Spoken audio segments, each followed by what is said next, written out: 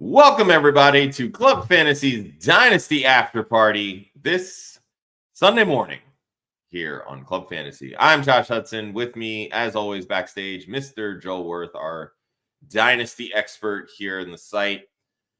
Last week, we started with our players to trade before Week 1 series. We started with a quarterback. So this week, we're heading into the running back position.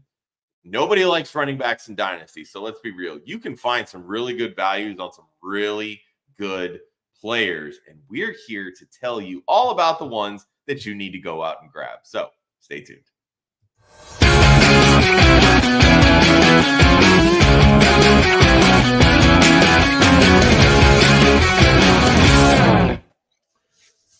Welcome, everybody, to Club Fantasy's Dynasty After Party. I am Josh Hudson. That is Joel Wirth. Joel, how you doing this morning, buddy?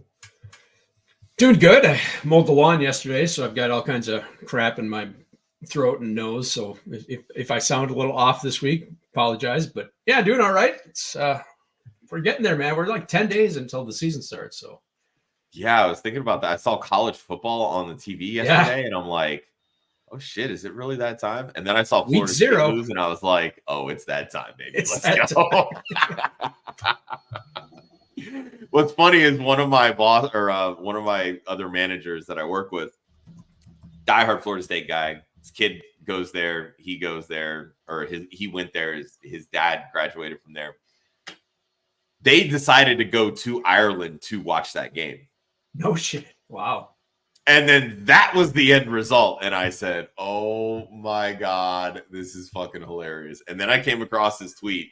You know, the Moneyball like meme that kind of goes around with Jonah Hill's character and the board. And they're like, look, this is so-and-so, and list out all the things that they do really well. But I can't pronounce DJ's last name to save my life, so I'm not even going to try. But basically was talking about how athletically gifted he is, how he can do X, Y, and Z, blah, blah, blah. His only real default, in 1904, the forward pass was created because he can't throw the football to save his life. I wish I knew who tweeted it because I want to give credit where credit is due, but that shit absolutely floored me. And I texted that tweet to my boss, who's really close with our other manager. And I was like, I really want to send this to him just so that I can hear him curse and curse and curse. And he just started rolling laughing. I was like, this is the funniest fucking thing ever. I mean, to be fair, a trip to Ireland has got to be kind of just pretty sweet by itself. But yeah, right? Pretty disappointing ending for the FSU fans. Oh man, it was a rough one. If you're a Florida State fan, it was pretty great for everybody else. But hey, kudos to Georgia Tech for pulling off the upset. All right, so as I mentioned here in the intro, we're talking about Dynasty players that you're looking to trade for before Week 1, and we're going to focus this episode on the running backs. If you missed last week, we touched on the quarterback position. A lot of good cheap buys there, especially if you're in Superflex leagues. Running backs here, you can get these in any league because as the Dynasty world turns, people leave the running backs by the wayside. Nobody wants good running backs, apparently, because they have short shelf lives and, apparently nobody likes winning the right way. I don't fucking know. But before we get into all of that, let's pay some bills here. Few things. So let's start with Dynasty Nerds because we absolutely love our partnership with Dynasty Nerds. Anything that you can think of when it comes to a site offering Dynasty tools, Dynasty Nerds has it. They have their all-22 film room. They have their Discord community. They have rankings. They have their Dynasty GM tool where you can sync all of your Dynasty leagues into their site and their platform, and it will help you navigate the best trade offers based on their nerd score and point system and all that good stuff. So you can check out all their membership options at dynastynerds.com, and at checkout, use code CLUBFANTASY and save yourself 15%. It's that simple. dynastynerds.com, use promo code CLUBFANTASY, save 15% off your membership. This is a great tool for anybody that needs to improve and get better at Dynasty. Plain and simple. Next thing, Trophy Smack, because our sister site, Women of Fantasy Football, has created a partnership with Trophy Smack. You can see the belt here that Joel is flexing. They make everything. Championship belts, championship rings. It is draft board season, right? Get yourself a draft board for your home league, your office league drafts. Whole 9 yards. Go to trophysmack.com/WOFF. That's WOFF. Any commissions that we earn from that unique affiliate link for the month of August, we are putting towards our Women of Fantasy Football Galvanized Scholarship Fund, which of course benefits the ladies in Galvanized who attend their boot camps and seminars. This is all about building the next generation of female sports reporters and those in sports media. So, as I mentioned, trophysmack.com/WOFF. All those commissions we earn go towards our scholarship. And of course, we're coming down to the last week of our Women of Fantasy Football event series. We will have Susie Schuster-Eisen on Wednesday night at 7 p.m. Eastern. Kelly's going to sit down with a one-on-one interview with her, talk about her podcast, What the Football, with Amy Trask, who was one of our guests last week. We, of course, are raffling off our last 2 jerseys. It is a signed Jalen Hurts Eagles jersey and a signed Jason Kelce Kelly Green Eagles jersey. We've already raised almost $1,200 for this week, which we are super excited about. I would love to be able to cross 1,500. And you know what? If the gods love us, let's go for 2,000. Help all the women that we can this season going into 2025. So, with that, let's get into the running backs that you need to trade for this season. And really this week, because as Joel mentioned, we have about 10 days before the season starts, baby. So, let's cue it up. Who are we starting with first? We're going to start with Devon Achane. Dolphins electric running back. He broke all of football last year. Every analytics bro is swimming trying to figure out if this efficiency can sustain itself. I've seen comps to Chris Johnson. I've seen there's no running back better. I've seen there's no fucking way he can keep this up. There's a lot to like, a lot to not like, and a lot to prognosticate on. So, Joel, first, let's start with, why do you want to trade for him? Because some people are going to have this as a very, very high price. And some people are like, sure, I will get rid of him, but you're still going to pay that high price. Yeah. So, I mean, before we get into him specifically, let's talk about why we want to trade for running backs right now. So there's 2 reasons. One is I want to get guys who I think the market is underrating, who I think can legitimately like win you leagues, but you don't have to pay like full price for, right? So that's the first couple. And then there's the vets that I want to get in like before we get into the season and have to pay like, you know, if I have a contending team, once we get to like the end game of the season, like the double digit weeks, week 10 or something like that, I can go buy a running back, right, from a non-contending team, but I'm probably gonna have to pay it first, right? If you want to get like an Alvin Kamara or something like that, some kind of older Aaron Jones, older running back like that, you're going to have to pay it first. That's the going rate. So we've kind of gotten through the injury nexus, the preseason injury nexus, right? We don't have like a J.K. Dobbins tearing his ACL like a couple of years ago, or a Cam Akers tearing his Achilles during offseason workouts, for like he happened a couple of years ago. We're kind of in the safe zone, right? We've gotten through preseason games. There's nothing with practices between now and the first game of the season. So now's the time that I'm kind of willing to get out there and kind of go buy some of these veteran RBs on my contending teams that I think I can get for less than a first. Because, you know, like I said, later in the season, I'm going to have to pay a first. Now I'm kind of willing to take the risk and kind of take that discount a little bit. So those are the 2 kinds of players I'm looking at. So we'll start with HN. Like you mentioned the Chris Johnson comp. We have documented evidence that I have comped him to Chris Johnson since before he was ever drafted. So that's, people are coming around to me. Not trying to toot my own horn, but like I've been on this train. Okay, Joel, toot your own horn. I've been on this train for a long time. He was an elite player at A&M. He was like demonstrably better than Isaiah Spiller. Like there was no question. He's going a long time. He said when Spiller was drafted, like he's the second best back in his own backfield. So I've been a huge HN fan the entire time. The efficiency was, we've talked about this on the show. We've talked about this on the ranking show. The efficiency was historic, and it's probably not sustainable, but like doesn't mean it can't still be good. It can't be really right. Even if he regresses back to 7 yards a touch or something like that, 6.5 yards a touch, that's insanely good. So, and I think that regression is already being priced in, right? If we expected him to maintain that level, he would be up with the Bijan Robinsons and Christian McCaffreys of the world. Obviously, the fact that he missed some games is an issue, but I don't think that it's necessarily predictive. So I'm willing to, and remember, like last year, his season-long numbers are kind of depressed a little bit because he didn't start, he didn't get in the lineup until like week 4 when he just got exploded on Denver for that massive game when the Dolphins put up 70. Before the first 3 games of the season, he didn't really play that much. So, there's going to be bust weeks just because of the nature of that offense, because there's so many mouths to feed. Tyreek Hill's going to get his, Waddle's going to get his, Mostert's probably going to get his.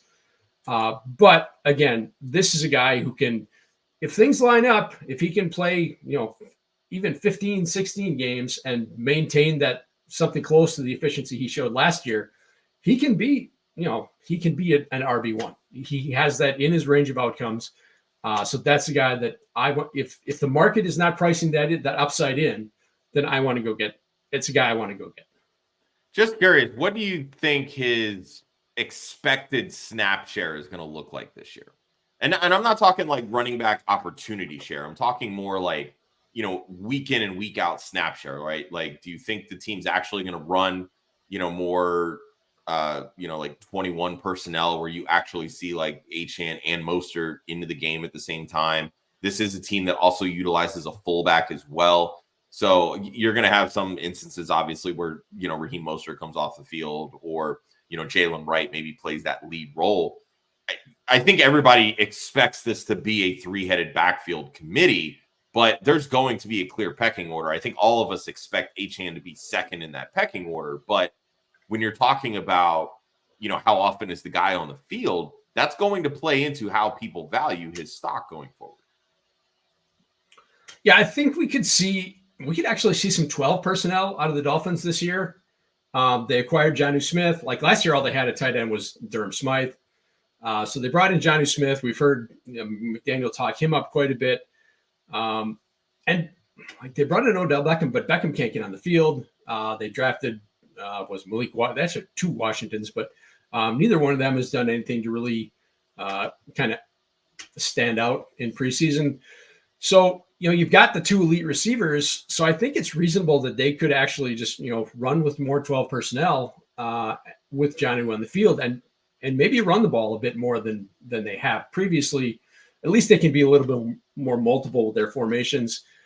I don't agree that this is going to be a 3-headed monster. I think Jalen Wright was drafted to be kind of insurance and redundancy for either Mostert or Achane, because they both missed time last year, right? Mostert missed a couple of games at the end of the year and was clearly limited with the ankle toward the end of the season. So I think Wright is, I think he's redundancy. I think he will get some touches because I think there's a very high expectation that one or both of Achane or Mostert will miss some time. Mostert's 32, right? I mean, so it's kind of crazy to expect him to play an entire season.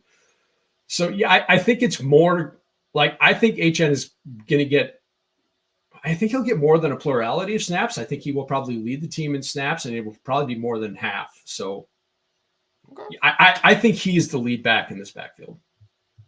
All right. Interesting. That's certainly a bold take, but I like it. I don't hate it. All right. So let's talk Achane trades here. Because I know this is kind of, again, for those that watched the QB episode last week, it's one thing to tell you, hey, you need to go out and trade for these people. Let's give you some trade examples that, Joel's in probably like 1,000 Dynasty leagues. So he's got a lot of opportunity to make some of these trades, whether, they were completed trades, offer trades, etc. So let's start with what I think is a pretty damn big one, considering you're talking about a running back here in the equation. 2 2025 first and a 2025 second for Devon Achane and Rashee Rice. I'm guessing, because I know how you value Achane, I'm guessing that you were more than happy to make this offer and get a sweetener like Rashee Rice, because Rashee Rice is a great buy low candidate right now because of the legal situation. Yeah. So I did send this offer and it was rejected but the guy I sent it to said, like, I thought this was a rebuilding team. My mistake. He came back and said, fair offer, but I want to try and compete. I don't want to push it off for a year. So I get it. I just misread his team, but I think this is a reasonable offer. You're giving up the first, but I think Achane is easily worth a first, a 25 first. I think Rashee Rice is easily worth a 25 first, probably a back end first, but I think the suspension risk is almost gone, right? And the fact that obviously Drew Davenport, if anything, it's going to happen in 2025. Yeah, exactly. It's gone for this year. So, so I'm willing to. I still think there's a little bit of buy low opportunity with Rashee Rice, but it's going away, right? And this is the point of the series, is that we want to make these trades now while they're while we have the opportunity for them. Right. The more Rice plays, the less the suspension risk becomes. So, I think this. If you have collected some firsts and you want to spend them on players, I think this is a good way to do it. Yeah, I mean, Achane still got some youth. Obviously, Rashee Rice is heading into his second year as well. So, I mean, this is what you do. You trade future draft capital for the known commodities versus sitting and waiting for, those known commodities to become, or unknown commodities to become known commodities. So, yeah, I definitely think. Sorry.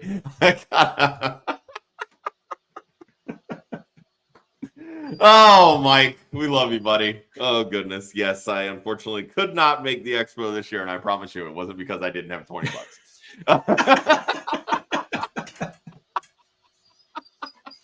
But I will be there for 2025. I promise you, buddy. I promise you. Oh, my goodness. That was great. All right. So I want to get into some of these questions that have come through on the chat here.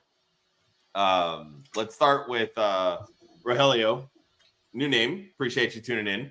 Hopefully you hit that like, subscribe. We've got a lot of good content over here at Club Fantasy.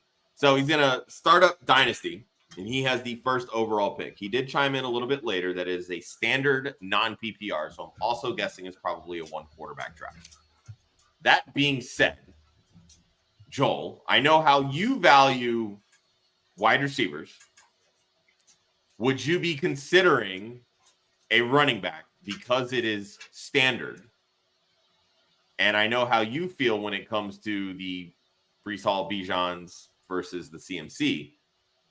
Mr. Zero RB, what route are you taking when it comes to the 101 in a non-PPR dynasty league? Yeah, so like in a standard league, I only care about who's going to score the most touchdowns. So whoever you think that is, like you said, I assume it's one QB because you rarely see Superflex leagues that are non-PPR or just standard. So whoever you think is going to score the most touchdowns, and if you think that's CMC, I'm fine with that, right? He's not going to carry as much dynasty value as like artificial dynasty value as a Bijan or a Breece Hall, but in a startup, I usually just want to win, right? Especially if I have the first pick, right? I think I'm in perfect position to go and win the draft. So I have zero problem with taking CMC first overall because I think he scored like 20 some touchdowns last year. There's no reason to think that's going to regress. I'm not worried about the calf injury. I think they were probably going to rest him anyway. So I would like, that's probably not the take that most people are going to find, but I would be fine with taking CMC 1 overall and treat it like a redraft and just try and go win. Yeah, that's fair. I mean, you can definitely make that case. I mean, McCaffrey's 27. Yep. I think it's fair to say he probably has at least at minimum 2 great years still left in him. And truthfully, that's really how you should be playing Dynasty in these like 2 to 3 year windows, right? So before the wheels fall off, you can still trade him, get that first round pick if need be, go out and win this year, maybe reshuffle some things, go target an Achane plus or something like that and get a younger piece.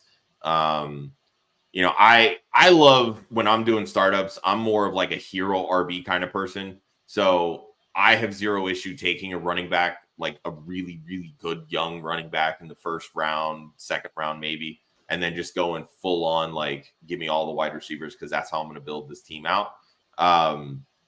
That's what I did in our Club Dynasty draft last year or 2 years ago when we did the startup, and I won the whole thing last year, and I'm loaded at wide receiver, and I've got, I think it's Breece Hall and Devon Achane, who I was able to acquire when I traded Nick Chubb. So that, and like when you load up on the wide receiver position, ultimately that's going to make the most sense. If it's 10 team, 12 team, you're going to be sitting there at 20, 24. There's still going to be some good wide receivers that you can load up on. You can get a premium tight end. So I think really taking your flavor of the week when it comes to CMC, Bijan, Breece Hall, whichever one you prefer, taking them at 101 is fine. I also have zero issue going CD Lamb too.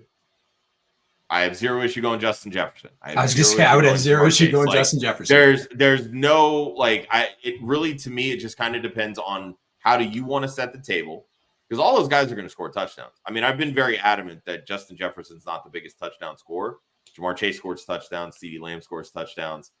CMC scores touchdowns. You have to assume that Breece Hall and Bijan are probably going to be in that touchdown scoring range here this year, given their new offensive systems. So, you know, there's a lot that goes to it. But again, touchdowns and yards are what matters in standard non-PPR. So zero issue with a running back. My personal thoughts. So, all right. Next one here, and I feel like I just unstarted. Shoot. Where'd he go? This is what I get for, here we go. All right. Thoughts on Breece Hall over CMC? Here's my concern with Breece Hall, and I think you just alluded to it. If we're talking a standard league where touchdowns are king, he's presumably going to be playing with Aaron Rodgers this year, and Aaron Rodgers does not like to hand the ball off inside the 5. So I think his touchdown opportunities is going to regress, assuming Rodgers can play, you know, a full season, which he didn't last year, obviously. So I would not have Hall in the same tiers as I would CMC. They drafted Braylon Allen, and they like him quite a bit. And I think a lot of Hall's volume last year was because they didn't have another option, right? There was Achane who wasn't ready to play. Dalvin Cook was cooked. So they just had to force him out there the entire time. So and I think they like Braylon Allen quite a bit. So I think their volume's going to go back not quite a bit, but I think it's going to regress some. I don't think he's going to be just, you know, the entire offense like he was last year. So, yeah, I am still firmly CMC over Hall.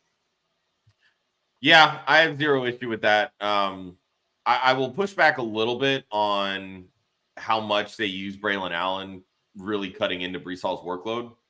We've seen this with teams before where they end up taking, you know, a valuable like RB2. And I feel like it's less because we want this individual to cut into our lead back's role and more of the guys behind our lead starter fucking suck.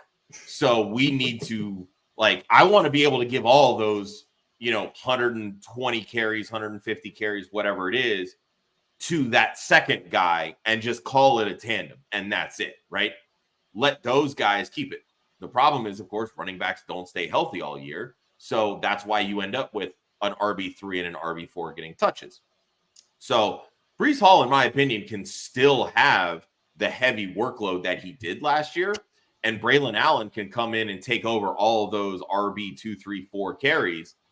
Both of them can still have legitimate value. Hall's the better receiver of the two. So he's going to get those valuable touches when we're talking, you know, PPR, half PPR scoring. And Breece Hall can still be a top 3 running back. Yeah, and the to be fair, question is, does Allen end up getting all of those red zone touches because he's 235 pounds? Yeah, this is not an anti-Breece Hall thing. This is nitpicking the case because you're comparing him to CMC. So, I still like Breece Hall quite a bit. I still think he's probably the Dynasty RB3. But I think there's holes. There's holes in the armor this year compared to last year. Okay. Jonathan comes in here. He picked up Mitchell as the CMC manager, thinking I should cut him for Ray Davis, Charbonnet, Gibson. What are we thinking? Yes, and yes. Yeah, I was gonna say the way that they're talking about Jordan Mason in training camp this year, Elijah Mitchell may not have a job for much longer, truthfully. Yeah, the way I've been looking at this the entire way is like they drafted Garendo to be their kick returner, so he is going to be active every game day that he's healthy. Like he pulled his hamstring, but he's already back now. It doesn't seem as serious as it was. So, like even if they keep 4, which seems unlikely, you're only going to have room for 3 of those guys to be active on game day. And Garendo is going to be one. Obviously, CMC is going to be one of them. Garendo is going to be one of them because he plays special teams. So, like, there's a chance that even if they keep all those guys, that either Mitchell or Mason is not active on game day. So, yeah, I think that's a really thin case to hold on. And I like all 3 of those guys that he listed ahead of Mitchell either way. So, yeah, I would definitely be cutting him for any of those guys. All right. Next one here from Jonathan. You got a trade offer to give Garrett Wilson and Brian Robinson for Jonathan Taylor and Chris Godwin. Kind of saucy. Yeah, I think it could work out either way, truthfully. Yeah, I'm looking at this and I think Garrett Wilson is just by far the best player in the deal, so I'd be hesitant to give it up. But like I'm not super high on Robinson, so I definitely like the package of Taylor and Godwin, but I don't know that that's a package that's going to motivate me to move Garrett Wilson. Yeah, I think it really just kind of depends. Do you feel like you need that legitimate RB1 to get you over the top?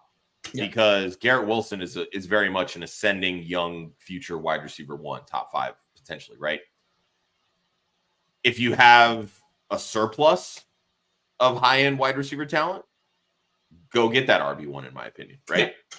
I mean, there's very much a situation where somebody's sitting there with Amon-Ra St. Brown, Puka Nacua, and Garrett Wilson, right? As a top 3. It could very easily be a case. So at that point, why not trade one of those 3 wide receivers to go get your RB1? Yeah, this is a very, like you pointed out, this is a very team-dependent deal. Yeah. So I could see cases where this deal makes sense. Like you said, if you've got a ton of wide receiver talent and want to turn it into an anchor RB, I'm good with that because Godwin's a nice bring-back piece. Mm-hmm. But just in a vacuum, I would prefer the Wilson side. Yeah, and I agree with you 100% on that one. And I want to come back to Rogelio's question here with the 101. How crazy would it be to consider Marvin Harrison Jr. at 1? It's not dumb. It's a gamble, right? It's bold. Yeah, it's bold. You can certainly, there's a very clear path to him being the most valuable asset in Dynasty in non-Superflex.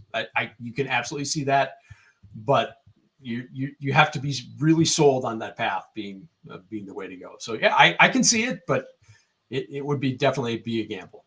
Like you're saying that I think Marvin Harrison Jr. is definitely going to be better than Justin Jefferson, Jamar Chase, CeeDee Lamb, all the guys who have proved it for multiple seasons. So it's a gamble, but like I said, he's an elite prospect. He is as good a prospect as we've seen in the past 10 to 20 years. So you can make the case, but it's not something I would do. Let's say that. I'm with you on that one. All right, let's get back to the trade targets here. Kyren Williams. I love that you bring up Kyren Williams here because I feel like him and Achane are very much in that same bucket.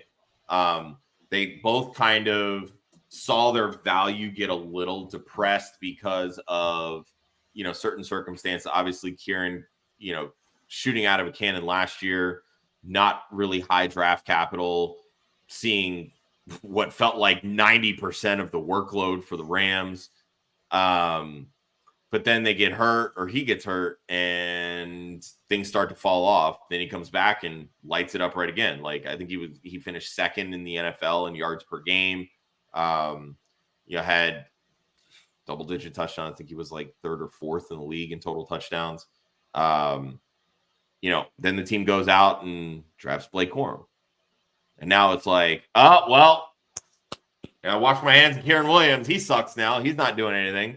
When I literally just talked about some teams just need one player to usurp 3 people's touches behind their lead starter, right? You guys talked on the trade block show, our Dynasty trade show episode earlier this week about the Tennessee backfield. Very similar situation with Pollard and Tajay Spears, where the backup is a very similar profile to the starter. It's the same situation here in Los Angeles with the Rams. Kyren Williams, Blake Corum, very similar profiles as backs. Where do you sit on Kyren Williams? So a couple things here. One is I think he's suffering from the lack of draft capital, right? He was a 4th-round pick and so wasn't an elite prospect. So I think there's people still kind of viewing him through that lens of this can't be real, that they drafted Blake Corum to kind of take his place. And that's could not be further from the truth. Again, we talked about Jalen Wright, how we thought that was redundancy for the Dolphins. This is absolute redundancy for McVay and the Rams. The way they like to play is, they want to go 11 personnel. They want to go 3 wide receivers, and they want to keep you on field, right? They don't want to have to sub, so they want to keep their guys in. That puts a lot of stress on the running back to stay in, honestly, to stay in the game, just because he can get winded. They want to go up tempo. They want to get in a lot of plays. So it's tough to play an entire game like that. So yeah, they want a back to be able to come in and do the exact same thing that Kyren Williams does, because Kyren Williams is perfect for their offense. That's what McVay wants. So they want a second guy who can do the exact same thing. So like I've said before, if they had drafted Braylon Allen, I would be concerned that maybe they want to switch up their offense and do different things. The fact that they drafted Blake Corum, who was basically Kyren Williams Jr., like mini-me Kyren Williams, just says that they want another guy who can do exactly what Kyren Williams does. So to me, that just says that he is still their lead back. He's still going to get, all the touches that he can reasonably handle, but they realize that that's probably more than, any one individual. Obviously, he's not Derrick Henry, right? He's not going to stay in the game and get, 80% of the snaps and just be able to kind of still run people over in the 4th quarter. So they want a breather back for him. You brought up all the things that he did last year. He was absolutely elite. He missed a few games, but if he had, 3-4 games in the middle of the year, if he had played the entire season, he probably would have been the clear RB2 behind CMC. So yeah, this was a guy who legitimately won leagues for people last year, because you picked him up off the waiver wire in most home leagues, right? He just wasn't getting drafted. And you talk about the consolidation. They had Zach Evans last year. They brought in Royce Freeman. They brought in all kinds of guys off. Darrell Henderson. They brought in all kinds of guys off. Run him back, cut him again. Yep. Exactly. And none of them could even push Kyren Williams for touches in any way whatsoever. So yeah, this is the guy McVay wants on the field. He's going to get all the touches he can handle. That's basically an elite offense, right? So that's a recipe for a league winner, and that's a guy that I want to get, because again, like I said, I still think a lot of the kind of market views him through the lens of this guy's a 4th-round pick. He's not that good. That was a fluke. So if anybody thinks that and they have Kyren Williams, I want to go get Kyren Williams from that manager. Definitely. All right. So let's start. Let's view some of these trades here. Saquon Barkley for Kyren Williams and a 2025 second. Yeah, I mean, this is just a classic tear off where I would rather, I view Williams and Barkley as basically the same player. So if I can get Kyren Williams and something else for Barkley, I'm more than happy to do that. Just classic tear off. Yeah, I did something similar last year with Saquon Barkley, actually. I traded Barkley tiered down to Travis Etienne in a second. And that was last year, right? Yeah, very similar. Etienne finishes as RB3. I'm like, okay, cool. I got this and an extra second. Works for me. Cool. Next one here. Kyren Williams for the 202 and Cole Kmet. If you're trading Cole Kmet to get Kyren Williams, that's a fucking W for you in any way of the week. Like, let's be real here. Yeah, I put this in there to kind of prove the point that I don't think the league views Kyren Williams as being worth a first. So if you can get him for almost a first and something that I don't value at all, then yeah, that may be an extra piece, but it's a piece that I don't really care about. So I'm more than happy to do that. Yeah, I would do that 100 times out of 100. I'll add this Kyren Williams trade just because I was able to offload Kyren Williams in one league where I was a little uncertain heading into the draft. But then, of course, I'm like, once Blake Corum gets picked, I'm like, maybe I should have held that. But, I mean, this was, again, before free agency and everything, and I traded Kyren Williams straight up for Brandon Ayuk. Yeah, I'm fine with that. If you prefer the safety of the wide receiver, yeah. Yeah. So, I mean, and that team, after the draft and everything else, is basically morphed into a 0 RB team. Like, my RB1s are Austin Eckler and Brian Robinson Jr. So I'm like, okay, cool. I guess this is what we're doing now. But my starting quarterbacks in Superflex are Patrick Mahomes and Caleb Williams, and I still have Kelsey and Kyle Pitts at tight end. So yeah, I'll be okay. Yeah, I mean, we're talking about these guys, and I like all these guys, but they are still running backs, right? So yeah, 100%. Yeah, they're still second-class citizens to elite wide receivers. Yep. All right.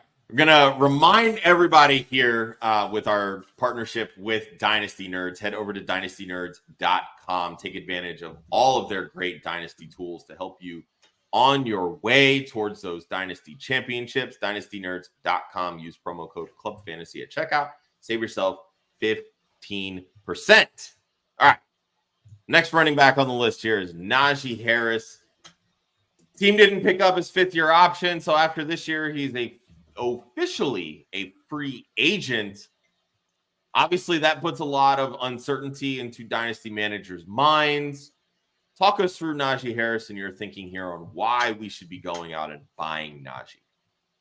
Yeah, so this is, in most cases with running backs, I only care about what you can do this year, right? I'm not looking for long-term, the only guys I'm looking for long-term production for are the elites, the Bijan Robinsons, Breece Halls, guys like that. So yeah, if he can just give me one elite year, I think that's worth it. And that's someone I want to go get. And I just this is a guy who 2 years ago was a first-round pick in non-superflex leagues. He's never been bad, right? He's been maybe disappointing relative to his draft position, but he's never been bad. He's never missed any serious time. And now he's the lead back in an Arthur Smith offense. I mean, so, within a very much improved offensive line. So, I mean, they haven't looked very much improved this preseason, that's for sure. Right. But yeah, I'm willing to kind of let that play out. So yeah, I think this is a guy who has a very, very obvious and clear path to just massively exceeding his current trade value / draft position. Yeah, and Jaylen Warren already is dealing with a hamstring injury. Yep. So, I mean, and Najee's always been somebody that can carry a heavy workload, right? You feel like, I mean, he's gotten 1,000 yards every season. If he hasn't, I know he's averaging at least 1,000 yards per season. He's always been useful in the passing game. I think the biggest concern there has been the emergence of Jaylen Warren, which has cut into that target volume because it's decreased, every year since his rookie year. But look at how this offense targeted running backs out of the backfield last year when you go back to Atlanta, right? Bijan had 84 targets, I believe, last year. So I'm not saying that Najee is going to take 84 targets. They clearly like throwing the football to Jaylen Warren. But again, already dealing with a hamstring injury, we know that hamstring injuries linger throughout the entire season, especially if they're not monitored and managed correctly when they first occur. You could be looking at a 60-target potential season for Najee if this goes the way that it does with Jaylen Warren's current injury. Yeah, and remember that Najee, this wasn't Jonathan Taylor coming out of Wisconsin, right? Najee was heavily used in the passing game at Alabama, so that was part of his draft profile. Why we as a dynasty community loved him so much coming out. And was it 21? Yeah, 21. So yeah, if Jaylen Warren can't get healthy or is limited, or just, if Najee just consolidates this backfield, which is within the realm of possibilities. I was going to say, he plays 17 games every year. So, yeah, he could very easily, like you said, push 60, 65 targets. On top of 1,000 yards, I will take that. And some of these trades, I'm telling you, really interesting. I want to start with, actually, I just realized I didn't add that one. So we'll start with a good one. Sam Laporta for Najee Harris and DK Metcalf. this one to me is extremely interesting because Sam Laporta has basically been dubbed the Dynasty tight end 1. And I don't know that this is the return that you want to get back for the Dynasty tight end 1. And that's no slight on DK Metcalf. I think everybody knows how much I am like standing DK Metcalf. What's your thought process here with Laporta? So first of all, this is a non-tight end premium. Okay. So he's not like a top 10, top 15 player or whatever in this format. But again, I'm trying to leverage that value of, perceived Dynasty tight end 1 versus he's still in rather the have tier, the top 15. But yeah, I'm fine with Kelsey. I'm fine with McBride. I'm fine with Kyle Pitts, something like that. And this is a team that has Kelsey. So Laporta is expendable on this team.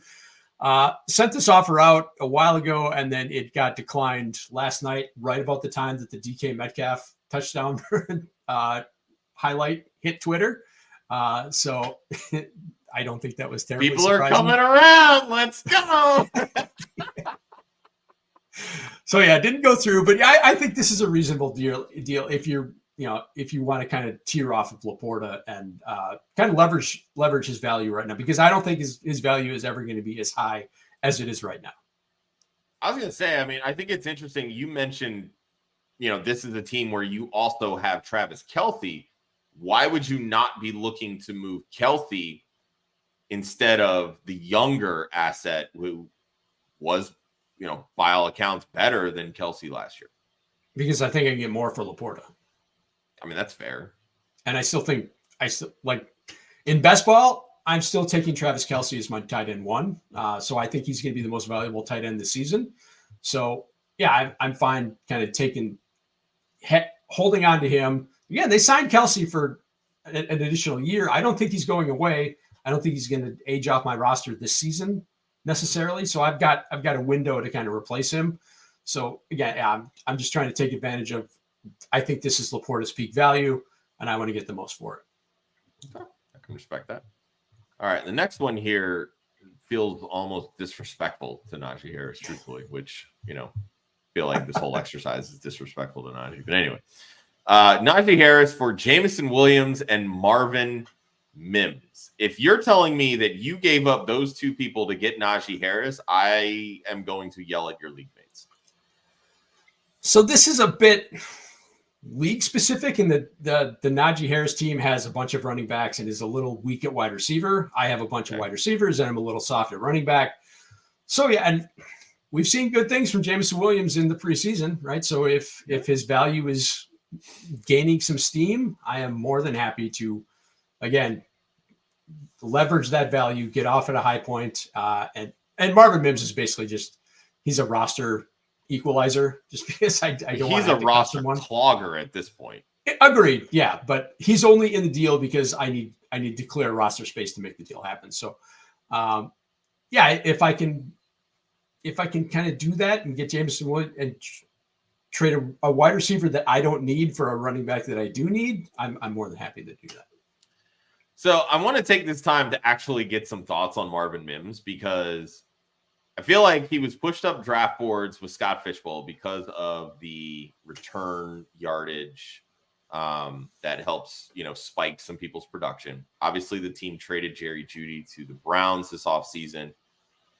Everything Sean Payton said leading up to that point was, well, he was stuck behind Jeudy. Moment they trade Jeudy, okay, it's Marvin Mims, wide receiver 2 season, right? And now he's running behind Tim Patrick. He's running behind Josh Reynolds. And it's like, Sean Payton, what are you doing? This was your first draft pick as head coach of the Denver Broncos. What are we doing here? Is there a path where Marvin Mims is just like nothing? Because that feels like where we're going, but I feel like we also said the exact same thing about Jameson Williams last year, and things are finally starting to come to fruition, so to speak. I think that has to be the expectation with Mims, right? He couldn't get on the field last year as a high draft pick, top 50 wide receiver. Couldn't beat out little Jordan Humphrey and something named Brandon Johnson. This year, he's doing nothing. Tim Patrick is back, and he's like 100 years old and just coming off back-to-back ACLs, and he's still playing ahead of Marvin Mims. I don't know what you can't have any kind of good feelings for him. Like you said, he has to be looked at as a roster clogger. I can't like the path for him to be a difference maker is it's invisible. So yeah, I think he's absolutely cuttable. In Dynasty, cuttable? Really? I think. What's the outcome where he is someone that you miss in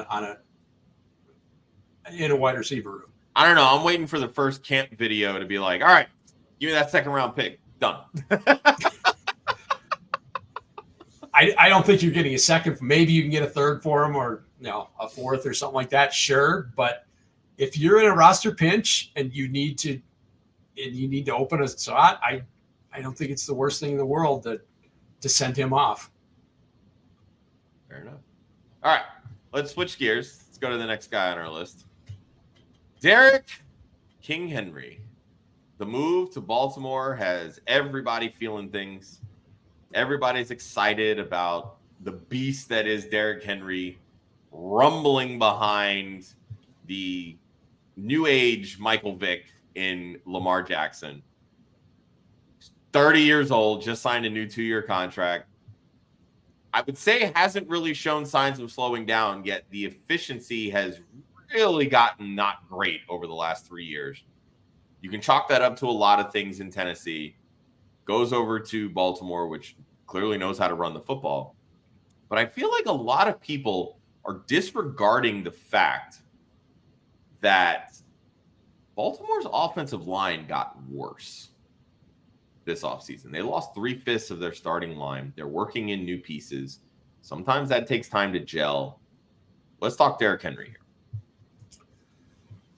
Yeah, so big picture, this is a guy I want to go out and get right now from non-contending teams because I think at some point there's going to be a rush to go get him. So I want to get it now. I want to get in before the other teams, the other contenders want to try and get him.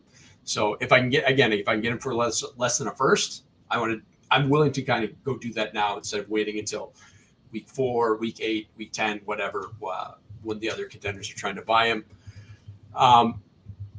I think he's just going to score a massive amount of touchdowns. Yeah, I think the efficiency is declining, but in this offense with Lamar Jackson running a bunch of RPOs with a team that's probably going to run a bunch of 2 tight end sets, even though Isaiah likely isn't a great blocker, I still think they're going to be probably in 12 personnel more than they're in 11 personnel. I don't think that's a stretch at all. It's a team that just doesn't have great receiving options outside. I was going to say, I mean, when you talk about 12 personnel, their best pass catching options: Zay Flowers, Mark Andrews, Isaiah Likely, Rashad Bateman. That's 2 wide receivers, 2 tight ends. That's going to be their offense, and truthfully, it should be their offense. And calling and putting Rashad Bateman in a best category is a stretch. That's why I listed him 4th. Okay, that's why I listed him 4th. So yeah. Even with the efficiency dip, I think the volume is going to be enough to where he's going to run for a bunch of yards. He's going to score a bunch of touchdowns. He's going to be a valuable player. So, yeah, I'm willing to go get him now instead of waiting and trying to beat the rush because I think he's going to be at the top of the list of veteran running backs that you want to go acquire from non-contending teams. So do it now.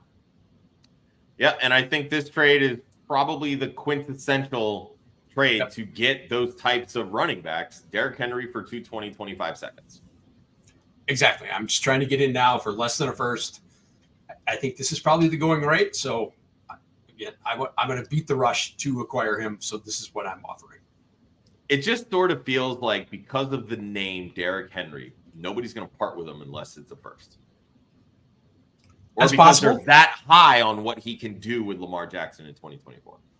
Yeah, but again, if I'm going to a non-contending team and and they want to get him off the roster and they want to clear the points and kind of build for 25,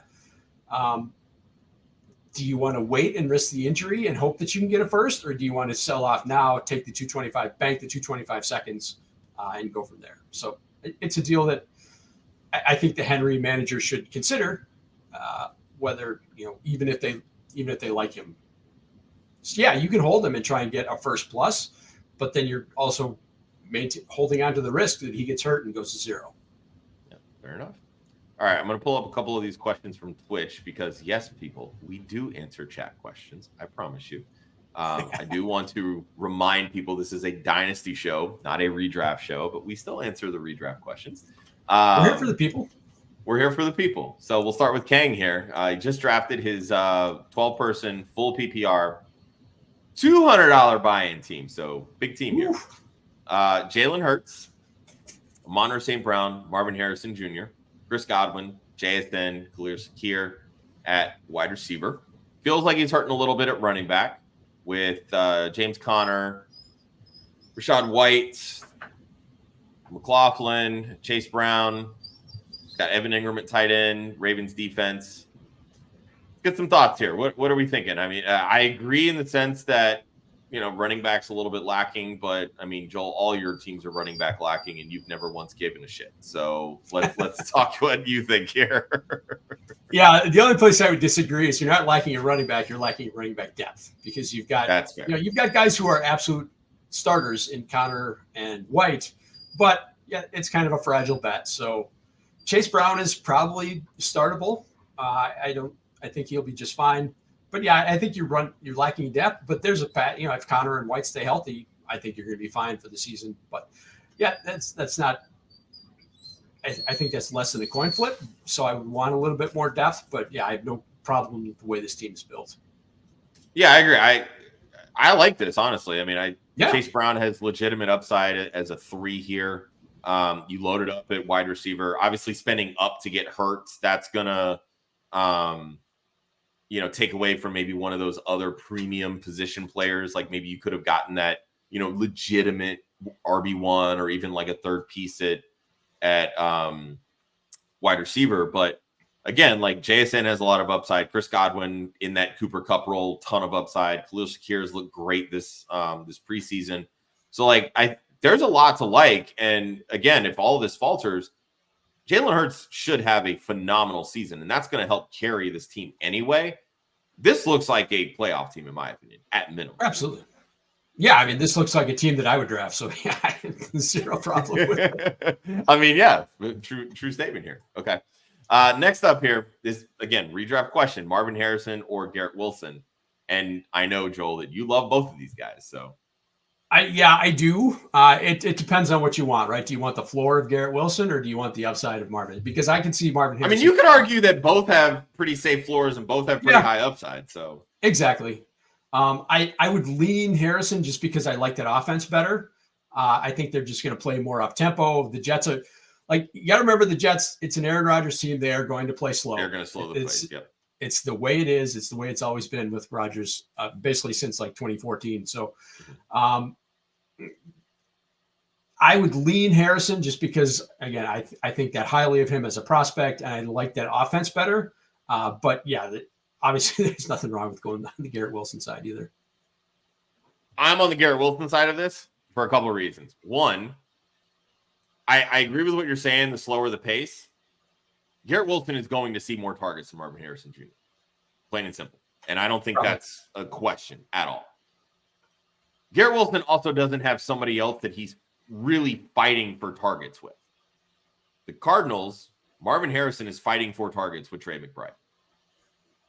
This is a derivative of the Cleveland system. Here's what we saw in Cleveland last year. David Njoku, Amari Cooper, separated by 9 targets. Okay. Those are going to be the top 2 options. Garrett Wilson is option 1, 2, and 3 in that offense, especially in the passing game. So that's going to open it up for more opportunity. So even if Aaron Rodgers only throws 530 balls, 160 of them are going to Garrett Wilson. We've literally seen that, how he's hyper-targeted Devontae Adams and left everybody else for dust. Yep. And the way that Garrett Wilson gets open, holy crap. Okay. I think you can make a case that Marvin Harrison probably has more touchdown upside, potentially.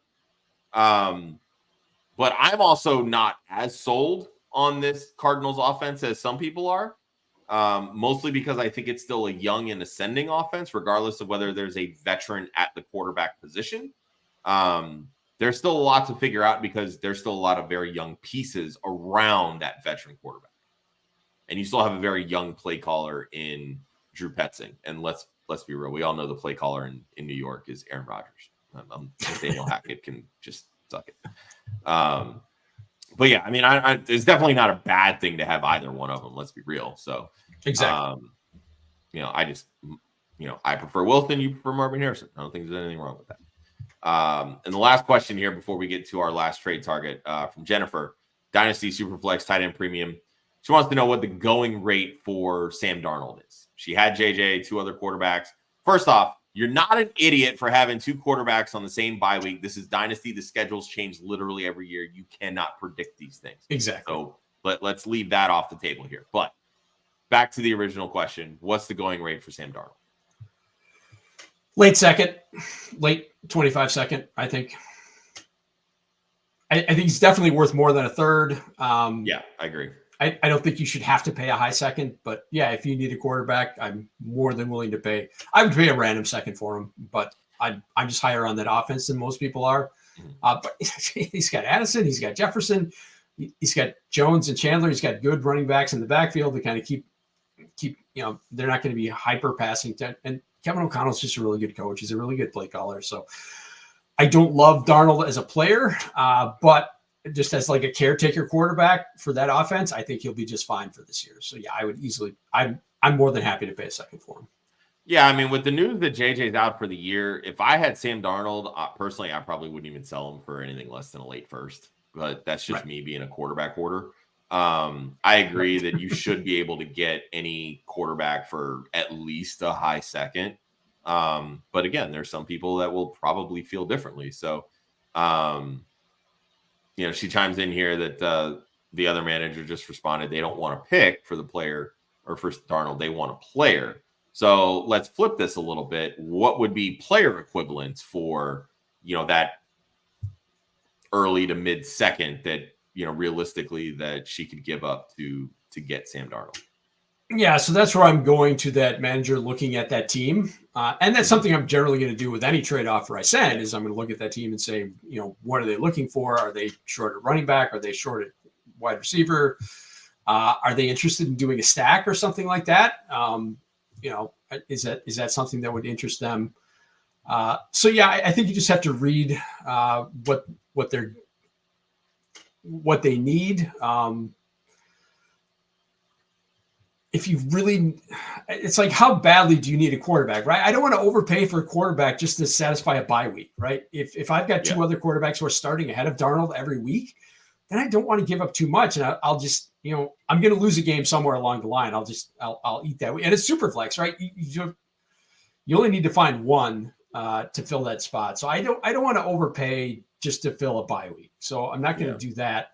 I agree, and especially because Darnold's not going to be a starting quarterback next year. Let's just call a spade a spade. He's not that good. Once JJ McCarthy comes back, McCarthy's that guy in 2025 and beyond. So, and then Darnold's going to be traveling around to other teams trying to find a freaking job. So, I'm not trying to give up even a top 40 wide receiver, truthfully. And even a second string running back feels like too much because running backs get hurt. Next thing you know, that guy's got a 3-week stretch where he's the RB1 in fantasy.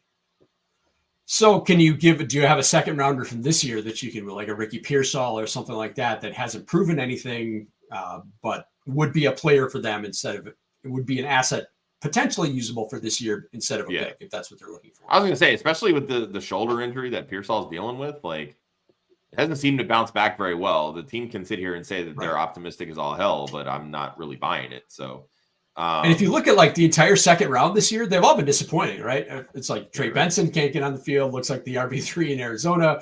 Marshawn Lloyd's already hurt. Pearsall's already hurt. These guys who we drafted in the second round this year all look like bad bets for this season. So yeah, if you can, turn one of those, if they have any kind of value to that player, to the other manager, because they're an actual player that might help them this year, that's where I kind of look to unload that. Yeah, and she mentioned she's a contending team, so she definitely needs her starters. And yeah, I wholeheartedly agree. I mean, you take your L in week 12, I'm sure some quarterback will pop up as a starter. I mean, let's be real, over 60 starting quarterbacks have started each of the last 2 seasons. You're going to be able to find a quarterback on waivers. I also think this really depends on league depth as well. Like, is it 10 team? Is it 12 team? Like, if it's 10 team, you're going to find plenty of quarterbacks available on waivers, right? You can pluck one of them to plug into the roster, even to just get like 6 points out of your quarterback position in week 12. So, yeah, just scour the wire. If there's an injury that happens that opens up something else, especially around that whatever the bye week you have issues with, just go grab that guy off of waivers. Yeah, 100%. All right, let's get to the last person because I got a draft that just started and I need to pay attention to this one. So, Josh Jacobs. I love this pick mostly because I've been holding on to him for dear life in one of my dynasty leagues. And I'm probably higher on Josh Jacobs than most for 2024. So let's first off talk. What do you see from Jacobs this year? And do you see any more long-term value from him given, the workload that he has, age, changing teams, whole 9 yards for 2025 and beyond? Jacobs is someone I've done like a complete 180 on because of situation. I was kind of out on him because I didn't think he was going to get the workload he has in the past. Again, we just talked about Marshawn Lloyd. We've talked ad nauseum about my issues with him as a prospect, and those are coming true, right? He's been hurt. He can't get on the field. I think he's going to start on short-term IR, so I don't think he's going to be ready to go right away. A.J. Dillon's already hurt. He's got a stinger. So I think Josh Jacobs is going to get a ton of work, even though it goes – it's Matt LaFleur's a guy who likes to split his running backs. Matt LaFleur's only lead back has been Aaron Jones, who 2 coaching administrations have said cannot handle a full workload. So didn't he I don't once think have Derrick Henry as his lead a long time ago, or was Henry the in Tennessee? Yeah. But there's been interviews with Derrick Henry has said in interviews that in that season he was not ready at the beginning of the season to handle that workload. He was not mentally or physically ready to kind of handle that full-term workload, and he did at the end of the year. So I don't think that's something you can necessarily put on LaFleur. So I think this could be the year that he does lean heavily on Jacobs. The contract is essentially, it's basically a 2-year deal. So they can get out of it for a kind of a not excessive amount next year. It would still be like a $14 million dead cap hit. So I think he's someone who's going to be there for 2 years. Maybe next year Marshawn Lloyd kind of dings into his reps, but I think he's going to get very heavy snap share this year for an elite offense. Like, they're going to be very good on offense this year. So yeah, I'm with you on that. Like I said, he's someone I've very much come around on after being kind of out on him when he went to Green Bay. Yeah, I didn't really understand that. I feel like people were just like, oh, LaFleur's going to run a,